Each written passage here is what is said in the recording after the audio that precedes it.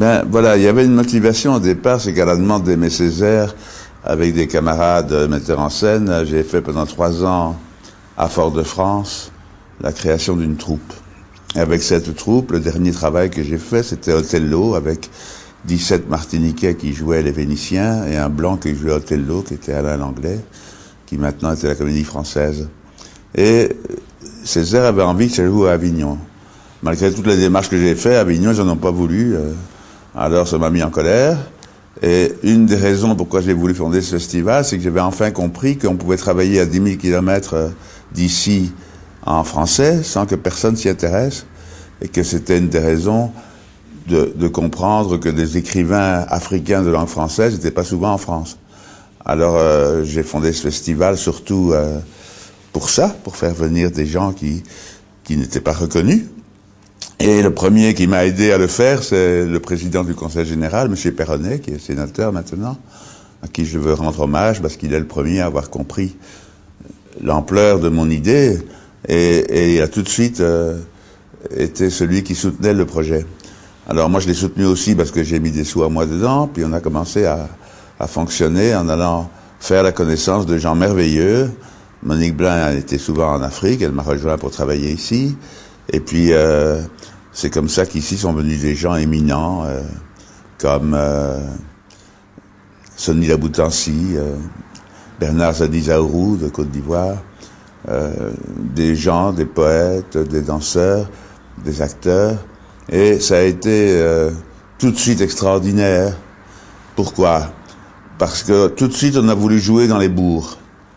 Alors j'allais voir un Camerounais au premier festival dans un bourg à 30 km d'Agen. Je lui dis ça va, il me dit oh ça va, il voit tout de suite que je suis étranger, alors ils me disent bonjour gentiment. Ben ça c'est pas une anecdote parisienne, c'est pourquoi c'était une très bonne idée de faire ça dans cette région d'accueil, dans cette région où les gens de Limousin ont le cœur grand comme ça et ont vraiment tout de suite accroché à l'idée, au point que beaucoup de bourgs sont devenus partenaires de villes ou de pays africains et ont été voir sur place comment ça se passait. Donc, au fond, c'est d'une banalité exemplaire ce que je raconte. On parle tous de rapprochement entre les peuples. Moi, j'ai fait mon tout petit boulot pour que ça existe. Je ne me prends pas au sérieux, je n'ai droit à rien, mais c'était quand même une affaire étonnante quand Sonny Laboutancy, le poète congolais, disait « Maintenant, c'est curieux, le plus court chemin entre Bamako et Yaoundé, c'est Limoges. » Ben, ça faisait sens. Il fallait tout à coup faire des choses impensables, comme faire se rencontrer des gens qui n'auraient pas dû se rencontrer, pour voir si c'est vrai qu'il existe un non-racisme, une solidarité, une communion de pensée, une communion d'usage de la langue française. C'est pourquoi j'avais appelé dès le départ le festival des francophonies, c'est-à-dire de la francophonie de chacun. Ce que chacun faisait avec ce véhicule merveilleux qu'on appelle la langue française, que j'aime par ailleurs. Je suis belge d'origine, mais wallon, donc francophone, et j'aime cette langue parce que ben, c'est la mienne, et puis j'y ai beaucoup trempé. J'en ai beaucoup vécu. J'étais professeur au Conservatoire de Paris, donc j'étais plongé dans cette affaire de la transmission d'un savoir sur la langue française, parce que je pense que les acteurs sont avant tout des gens qui doivent protéger la langue, s'occuper de la langue, éviter les dysfonctionnements. Par exemple, cette aberration des hommes politiques qui ont tous le même prof de diction qui leur fait dire les institutions. Et chaque fois que j'entends ça, j'ai l'impression qu'on détruit un bateau ou qu'on jette un encrier sur un Dufy. Je suis scandalisé de cette agression sur la langue française par des gens qui devraient la protéger. Donc je pense que ceux qui la protègent, en tout cas le français langue parlée, c'est les acteurs. C'est pourquoi une des premières choses que je leur apprends, parce que c'est pas évident à l'école, où on apprend le français comme une langue écrite, c'est qu'il y a 16 voyelles en français et pas 5. Et c'est épuisant à quel point ils ne le savent pas. Je comprends pas du tout pourquoi on ne leur apprend pas leur propre langue. Alors naturellement, ça crée des difficultés, ça crée des régressions, ça crée des dysfonctionnements dans la tête. Il y a 16 voyelles, je vous assure, c'est officiel, c'est une chose que pas un écolier ne sait, et c'est très très fatigant. Donc il faut au Conservatoire de Paris, par exemple, il fallait 1 an pour que les élèves réentendent les 12 sons voyelles basiques d'un vers de Racine. À partir du moment où ils croient qu'il y a 5 voyelles, comment en entendre 12? C'est compliqué, hein, c'est pas du tout évident. Alors ça, c'est pour vous dire que la langue française m'intéresse en tant que telle, mais m'intéressait aussi cette curiosité sur l'Afrique, parce que on raconte pas bien l'histoire dans les écoles quand même. C'est rarement enseigné le comportement de la nation. Par exemple, le massacre malgache en 48, je ne vois pas des écoliers qui me le racontent. On en est encore à étouffer ça, ce qui est une absurdité totale. Si on ne peut pas se raconter sa propre histoire en tâchant de comprendre ce qui s'est passé, alors c'est très grave, je trouve. Donc, pour tout ça, je trouvais que ce festival faisait sens. Maintenant, j'ai voulu faire un rapport sud-nord, c'est-à-dire inviter des gens dans leur logique à eux, et pas dans la logique de l'invitant.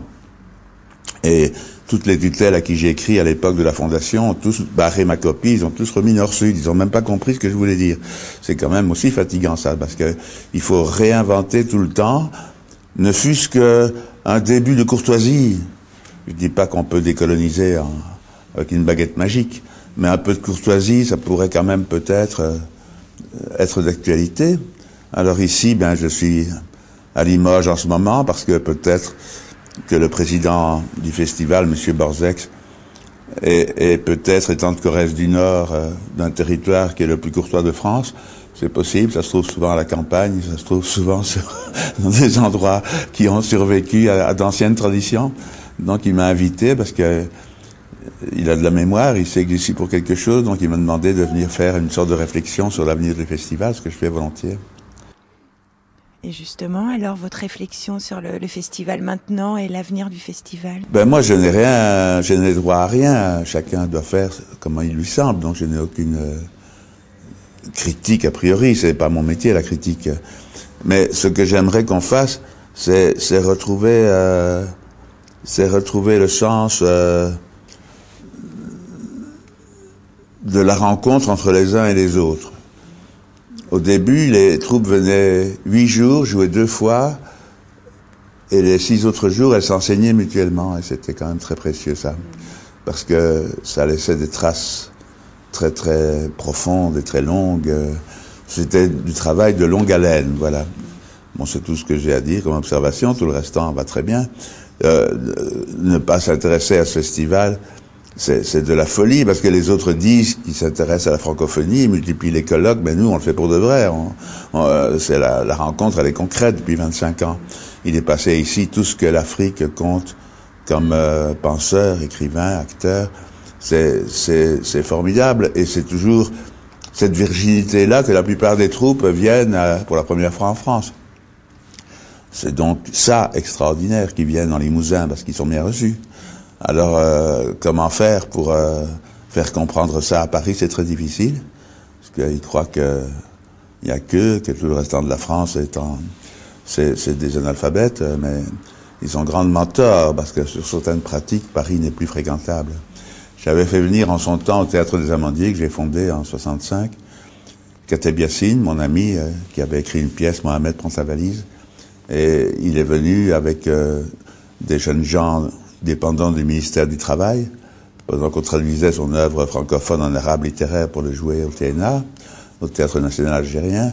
Lui faisait en arabe dialectal une pièce qui s'appelait Mohamed prend sa valise. Donc je l'ai fait venir, et j'étais heureux de le recevoir. Et c'était une histoire extraordinaire, parce que ils sont arrivés à Nanterre, ils ont joué tout de suite l'après-midi pour les gens qui habitaient le bidonville à côté. C'était un succès, j'aime pas le mot succès, c'était une harmonie, c'était quelque chose où les gens qui devaient se rencontraient. Et puis après, on a été dans un restaurant, et là, les jeunes gens ont découvert les situations de racisme qu'ils jouaient en discours indirect l'après-midi. Je vous assure que ça fait un choc.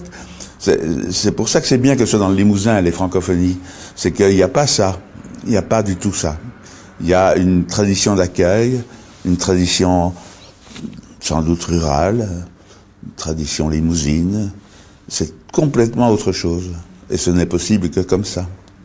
Je me rappellerai toujours le premier festival, c'était Sonny Laboutancy fait une conférence de presse en disant j'écris parce que je suis homme, parce que je suis 600 ans de silence. Quand même, on prend la leçon. Hein. Et puis, le talent qu'il avait pour inventer la langue française, la renouveler, c'était magnifique. Et puis, il y a eu des événements inouïs ici. J'avais rencontré à sa sortie de prison Wole Soyinka, avant qu'il soit très connu, et je lui avais demandé d'aller à Fort-de-France, comme il est anglophone, mettre en scène une de ses pièces qu'on traduirait. Ce qui fut fait. Et donc il était à Limoges avec sa pièce venue de Fort-de-France le jour où il reçoit le prix Nobel de littérature. Alors il dit, voilà, je vais me réjouir avec mes amis, je vais rentrer boire chez moi du vin de palme, et puis j'ai une grande idée, je vais fonder un prix littéraire africain, et j'attendrai 83 ans pour le donner à un Européen. Mais là, je trouve que les horloges sont à l'heure, là, que tout va bien, qu'on comprend enfin certaines évidences que d'habitude on ne comprend pas. Alors, voilà, ça me rend joyeux, ce genre de réflexion, parce que ça remet les choses en place. Puis, il y a eu des événements stupéfiants de rencontres diverses. Quand je voyais des auteurs africains dans des situations politiques, économiques indescriptibles, arriver à écrire une pièce par an, et moi je me plaignais de pas avoir de temps pour écrire. J'ai pris la leçon pour toute ma vie, je me plains plus jamais, j'écris. Ça m'a changé ma vie vraiment. J'ai arrêté de voir les murs de ma chambre si proches de moi, ils se sont élargis. J'ai élargi mon horizon de créateur en disant que j'avais vraiment du temps à perdre pour me plaindre. J'ai pris la leçon, disons. Et ça, c'est formidable parce que c'est assez compliqué. D'abord, j'aime pas qu'on dise l'Afrique. Je préfère qu'on parle de chaque pays africain, un par un, en tâchant de comprendre les problèmes dont ils dépendent. Et l'Afrique en général, ça veut rien dire du tout. Il y a toutes sortes de problèmes particuliers qu'on vient de connaître, ne fût-ce que par affection, mais aussi par pensée claire. Donc j'aime pas du tout Afrique en général comme ça, c'est pas bien. Il faut essayer de comprendre, il faut essayer d'avancer, il faut essayer d'en savoir plus. Et c'est vrai que quand vous y voyagez, vous rencontrez beaucoup de fils d'anciens coloniaux qui n'ont pas fait leur mutation, qui n'ont pas basculé dans leur esprit vers une vision plus large. Et ça, c'est épuisant, parce que ça veut dire que l'histoire balbutie, qu'elle va tellement lentement. C'est pas possible qu'elle aille aussi lentement. Moi, je deviens un peu pressé, peut-être parce que j'ai l'âge d'être pressé, mais c'est vraiment... On a besoin de raisons d'espérer dans le moment que nous vivons. C'est drôle à dire, mais justement parce que le moment est difficile, il faut avoir des raisons d'espérer encore plus, parce que si on est désespéré, on peut rien faire de valable. Si on est amer, on peut rien faire de valable. Si on est ruiné, on peut rien faire de valable. Donc il faut avoir tout à coup plus que jamais le moral, l'envie que ça existe. Vous savez, il y a des régressions sur la langue française. Vous avez, j'ai été 3 ans de suite faire du théâtre à Istanbul à l'invitation des 6 lycées français tenus par des religieux. Puis il y a le lycée de Galatasaray qui est le lycée laïque. Mais ces 6 lycées français qui enseignent à des milliers de futurs cadres turcs de la langue française sont très peu aidés, c'est dérisoire. Alors que c'est un trésor. Comment vous dire, chaque fois qu'on supprime une tradition de présence de la langue, une tradition d'alliance française ou une tradition de lycée français à l'étranger, c'est grave. Par exemple, ça avait l'air d'une mesure merveilleuse, la gratuité pour les enfants des Français de l'étranger, mais c'est très très bizarrement perçu par les gens du pays qui y mettaient aussi leurs enfants, qui y apprenaient le français. Ils comprennent plus pourquoi eux ils payent et que les autres ne payent pas. Ça devient une espèce d'avancée qui a en réalité est un recul. Alors, il faudrait quelqu'un qui pilote, quoi. Je vais dans des pays où tout à coup je m'aperçois que la possession de la langue a régressé terriblement. Madagascar, on comprend pourquoi, mais nous avions d'immenses poètes de langue française. Jacques Rabimananzar était un immense poète de langue française. Flavien Ranève, Jean-Joseph Rabier-Rivel, tous ces gens étaient des très grands poètes de langue française qui maintenant ont un peu disparu du tableau, puisque qui s'intéressent, on dit c'est des malgaches, mais parce qu'on a trop de culpabilité pour en parler avec lucidité. C'est pas bien du tout. Il faut être très très attentif comme on peut l'être, disons, quand on a des liens proches. Alors voilà, tout ce qui concerne ce problème.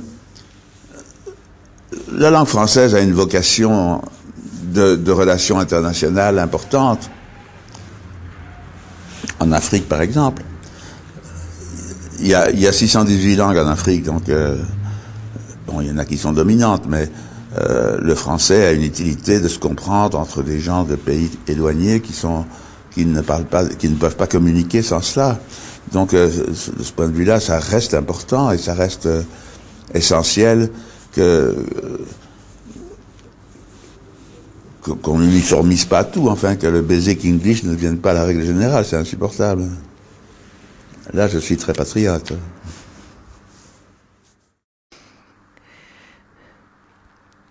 Et si vous voulez nous parler aussi de toutes les créations que vous avez fait dans votre vie, de festivals, Ben, vous savez, ça fait rire. J'ai fait le théâtre Sorano de la Seine, j'ai fait le théâtre des Amandiers de Nanterre, j'ai fait le festival du Pont du Bonhomme à Lanester, j'ai à Agen mon 18e théâtre, de ceux que j'ai construits, que j'ai fait faire, où j'ai été à la base.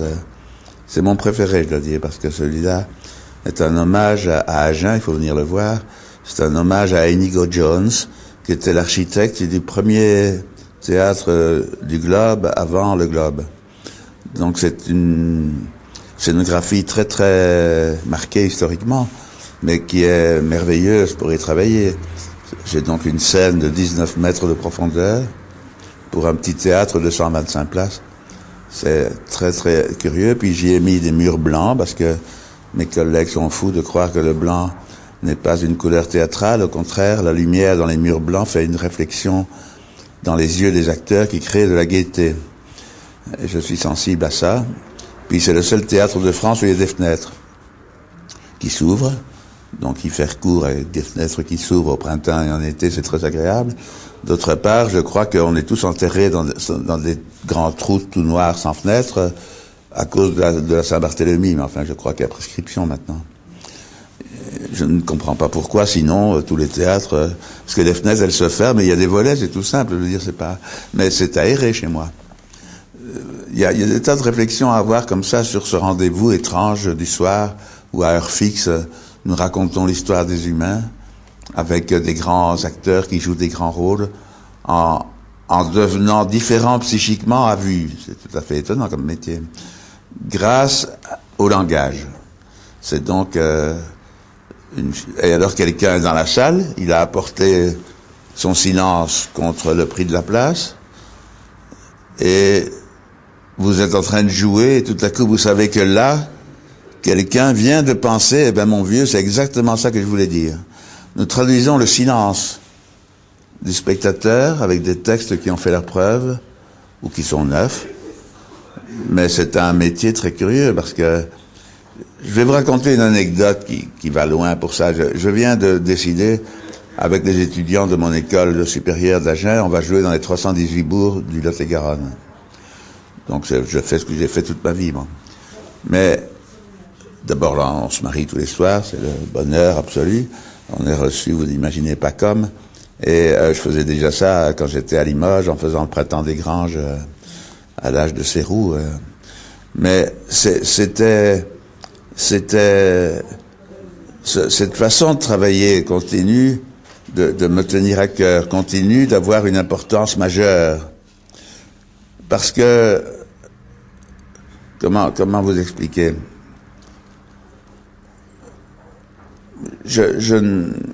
l'avenir du théâtre, il est dans les mains de ceux qui n'y vont pas encore. Mais pour l'instant, nous sommes à un système qui est le tout médecine. Dans mon petit théâtre d'Agen, dans des difficultés financières inimaginables, j'ai quand même donné à l'URSSAF 600 millions de centimes depuis que j'y suis, ce qui est totalement siphonné, quoi, hein, à peu près 1 million d'euros, quoi.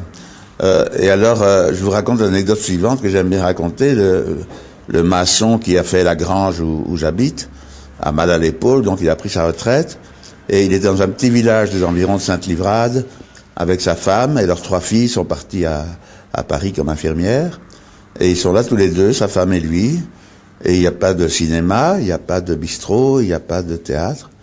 Alors, ils ont inventé un système implacable pour finir la semaine.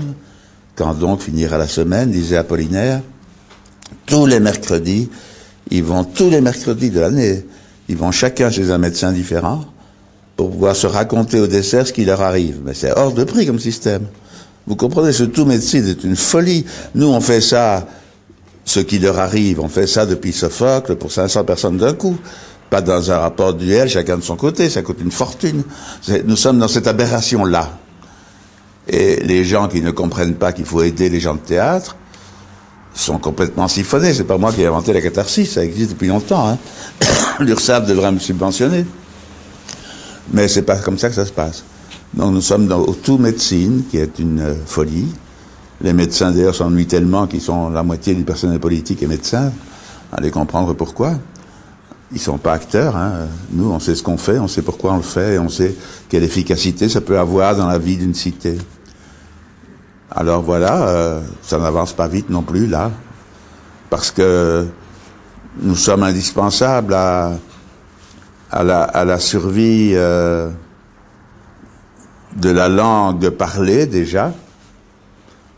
J'ai même écrit dans un poème, en somme, nous jouons gratuitement, parce que notre gardiennage de la langue parlée suffit à justifier les salaires. Et puis, il faut quand même voir l'immense tradition que ça représente, où ça n'arrête pas de faire des progrès. Les acteurs français font des progrès. Si vous regardez les figurants ou les petits rôles du cinéma d'avant-guerre, c'est pas toujours très bon. Ça a fait des progrès gigantesques. Donc, peu de gens analysent ce progrès comme une forme d'espoir pour la vie quotidienne. Car enfin, qu'est-ce que la politique, sinon l'intuition qu'on peut faire du bonheur dans la vie quotidienne? Si c'est pas ça, ça sert à rien. Donc, de ce point de vue-là, nous sommes parfaitement sous-estimés pour les services que nous rendons, et on fait tout le temps le bilan de ce que ça a coûté, et jamais le bilan de ce que ça rapporte. Si je vous un exemple concret, si on fait des travaux dans un lieu historique, on va faire le bilan de ce que ça a coûté, mais on ne met jamais en face les entrées des touristes. Les comptes de la vie culturelle ne sont pas faits, ou ils sont faits avec des préjugés. Donc je pense qu'il faudrait quand même aussi avancer là-dedans, parce que nous sommes vus, enfin le comble c'était Maurice Druon, ces gens-là sont avec une sébille ou une grenade. C'était vraiment pas sérieux de dire ça. Nous sommes d'abord des êtres pacifiques, et nous n'avons que des projets de bonheur. Et rien que pour ça, il ne faut pas parler de nous comme ça.